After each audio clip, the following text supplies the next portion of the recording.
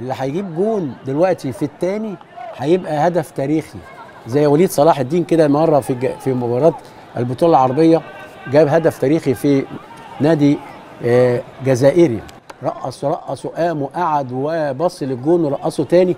انما الهدف اللي هيجي ده هدف مش هيتنسي. واحد يقول لك الاهلي بيلعب 9 لعيبه ومش عارف ايه وفلان بيلعب 10. ادي كوره باسم باسم باسم باسم.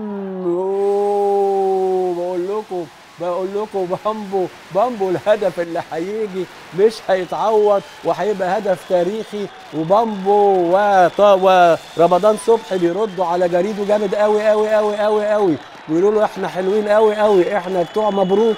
وفي الدقيقه 40 من زمن الشوط الثاني ويحط بامبو كريم بامبو هدف جميل. بامبو في الدقيقه 40 من زمن الشوط الثاني ويتقدم النادي الاهلي بهدف. بامبو بصوا بقى بصوا الولد طلع وعمل لوب هوب هوب وهدف جميل تاريخي. ادي باسم وادي كلهم على عماد بيدوروا على الكوره وعلى طول كريم بامبو. اذا بامبو ورمضان صبحي اجادوا اكتر من رزق ومن فاروق، يعني اكتر من